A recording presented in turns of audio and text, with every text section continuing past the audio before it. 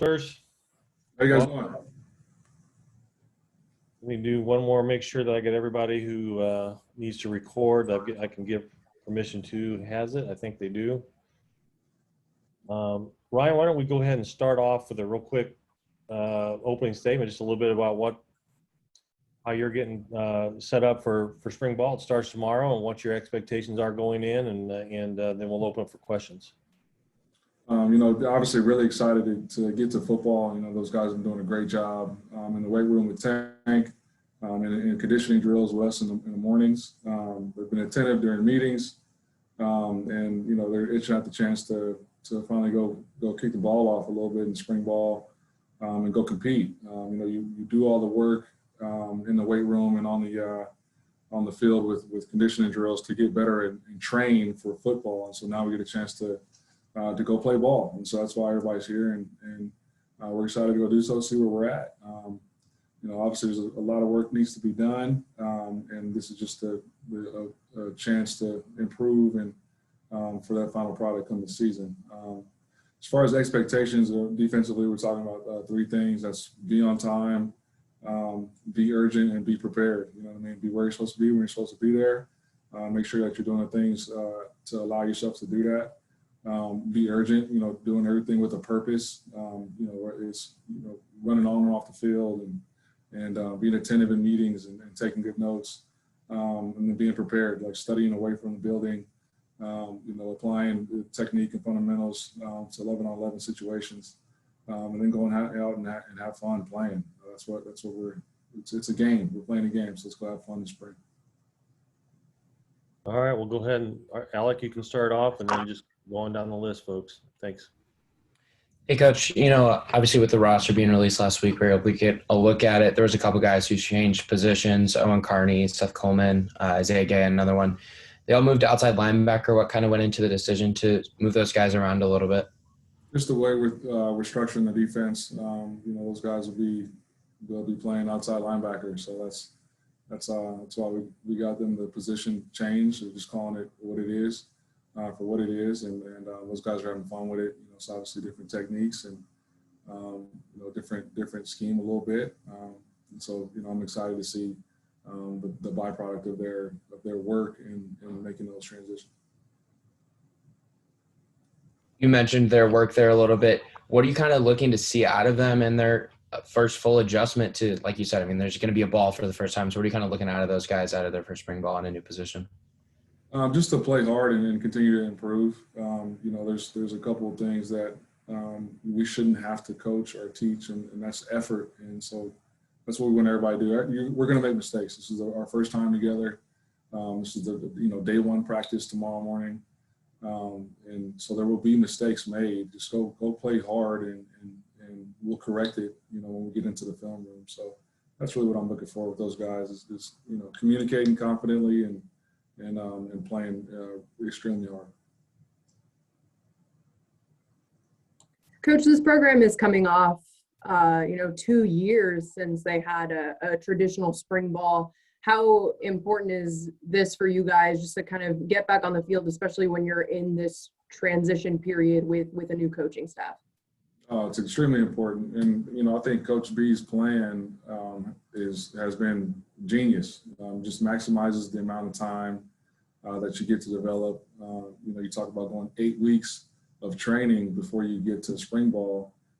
These guys look and move around way different. Being able to work with Coach Tank for those 8 weeks is like getting an extra summer conditioning. And then you stretch out spring ball through 5 weeks. So we've got 3 practices a day, which maximizes the amount of meeting time you get in between practices.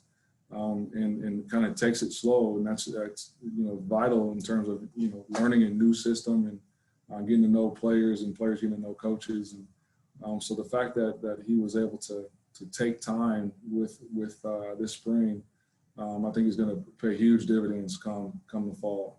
I know a lot of teams out there right now are done with spring ball.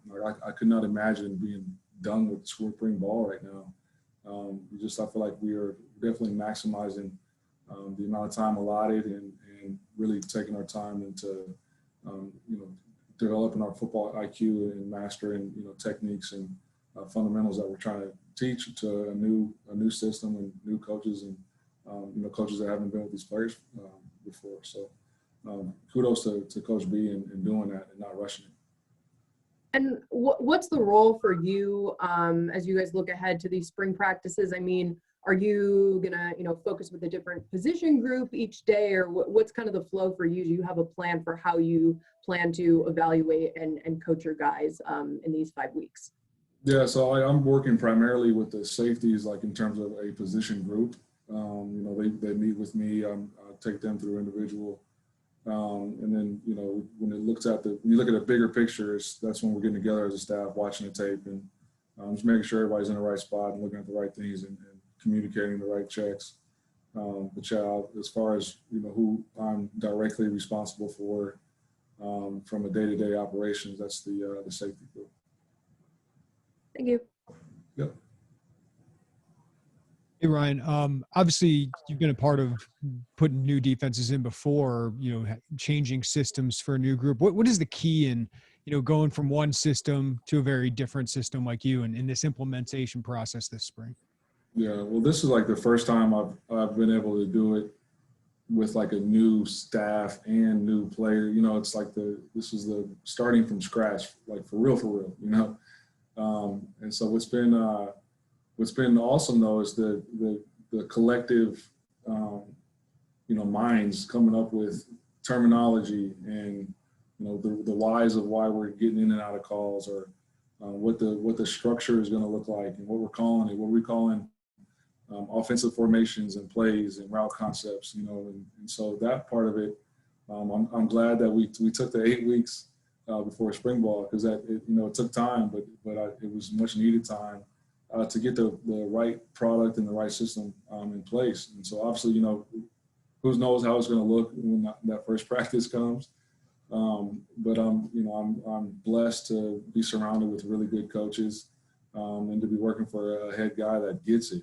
Like he understands what is needed right now. And so I'm excited. I'm excited to see what it will look like when when live bulls are flying.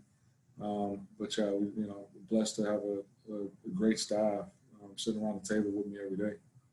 In understanding you guys have an advantage with other teams not knowing what you're running. Everyone wants a label, an easy label for your defense.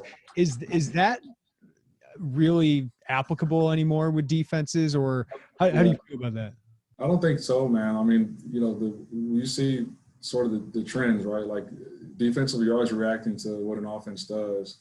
And so offenses are becoming a lot more multiple, right? You get, the same personnel group, but you get different formations and guys playing different type of positions, and getting diverse with the plays. You got the RPOs where it's 2 plays are called at one time, basically. And so now you kind of see the natural progression where defenses, you got to be multiple, right? And so that's just the kind of the way the evolution of the game goes.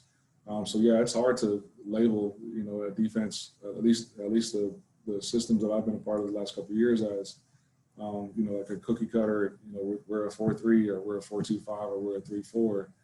I think the goal is to be all 3 of those at any given moment in time, especially on early downs. So, that's I don't know what I would call our D. It's just like it's Illinois defense, and I think that's the beauty of starting from scratch, and be able to come up with ideas and to combat the things that you think you're going to see in the fall based on the opponents you're going to face in the fall. Great, thanks, Ryan. Yeah. Hey, Ryan, I know you were really excited to kind of come in, work with that staff to put together this defense after kind of learning a little bit more about the roster that you have. How much of that process kind of took place over those last 8 weeks? How much still kind of needs to happen now that you guys can actually get on the field and start implementing these things? Where kind of are you in that process of, writing up and implementing everything? Yeah, I mean, we're at the initial stage. We've got day 1 install in. And so like that's where we are. I'm sure it'll evolve, as we progress through spring and get into fall. But I'm happy with where we're at. I said when I took this job that one of the things that excited me about it was being able to learn not only from Coach B, but from the people that has placed in this building, and in particular the defensive coaches that are surround the table in the defensive staff room. And that has definitely happened. I think to a man, we're all learning and continuing to hone in on our own football IQ as coaches, and that's all you can ask for, is just a continued growth in this profession. So because of that, we're always going to challenge each other. We're always going to try to find creative ways to solve problems that we're seeing from offenses.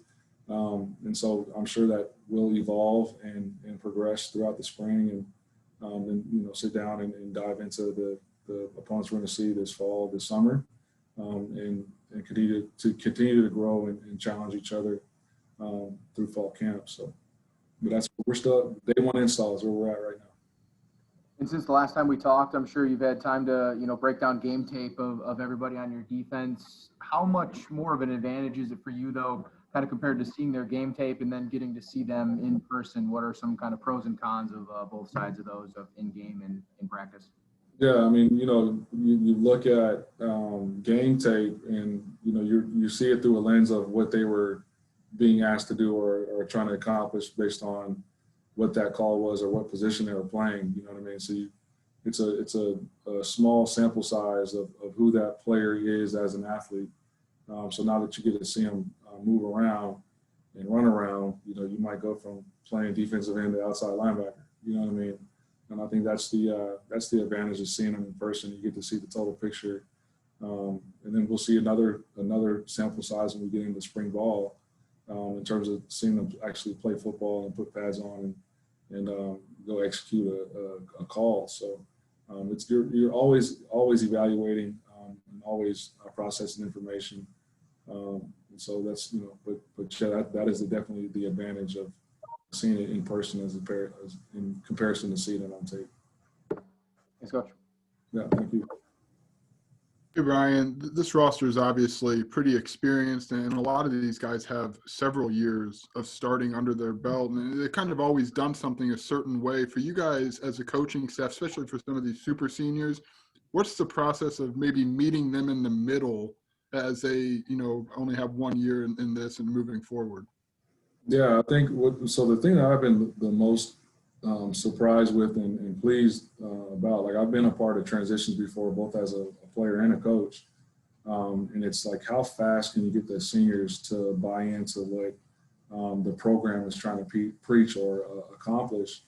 And to these players' credit, like, it was almost immediate. I mean, we haven't had a lot of pushback or problems, you know what I mean? And I think that's also a credit to Tank and his staff.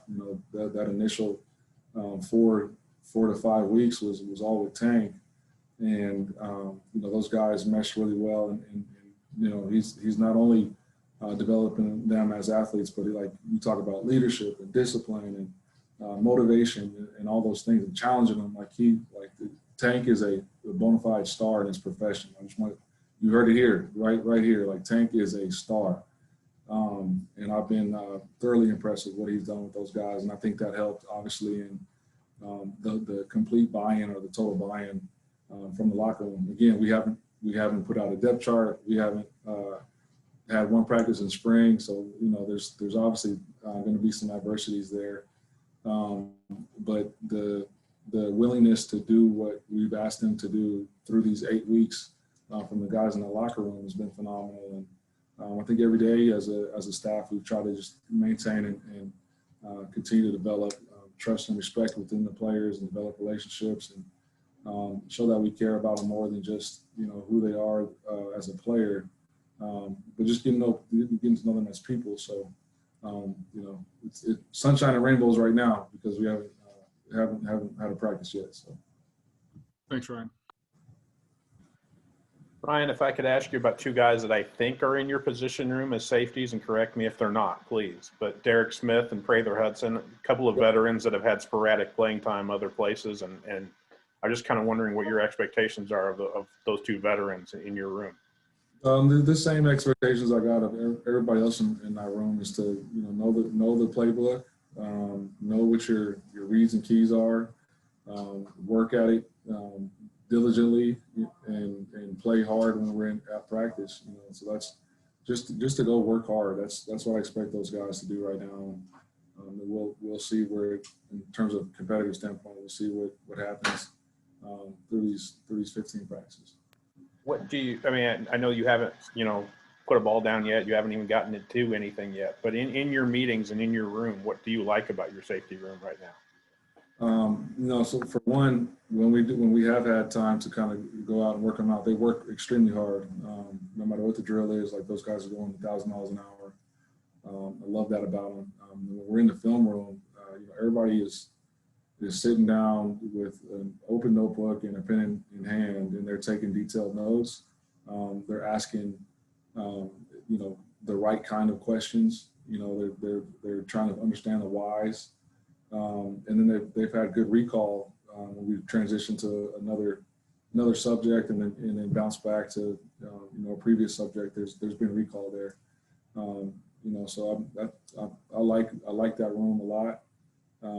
We got to create and develop some depth a little bit, but I'm liking where they are right now. They're where they should be right now. Thanks, Ryan. I appreciate it. Hey, we've got time for about 2 or 3 more minutes before we have to switch over, since they have a meeting at the top of the hour. So go ahead, Robert. Yeah, Coach, I'm mostly curious how, you mentioned you don't really even have a depth chart yet. What do you do? How do you approach that first practice? Like if you go 11 on 11, how do you figure out your ones at the first practice? I mean, we just had this conversation with these guys. Like, obviously, when we go against the offense, there's got to be 11 people out there. And so, you put a depth chart out, based on, guys that have played, the experience, maybe classification. But they got to understand that just because you're rolling out there with the ones right now, at the end of practice, you could be a 2. You know what I mean? That's just how the evaluation process goes. Like, so nothing is set in stone right now. Guys will be learning multiple positions, and we'll change up who's out there with the ones or the 2s, day to day, and it could be period to period. So it's a very, very fluid and fluctuating depth chart right now. Thanks. No problem. Ryan, good to see you. I know since we've last talked, obviously the staff has been filled out, and you kind of alluded to this a little bit answering one of Jeremy's questions, but just what has the dynamic been like between you and the other defensive coaches? What have those relationships been like, and just what has it been like forming this defense with those guys?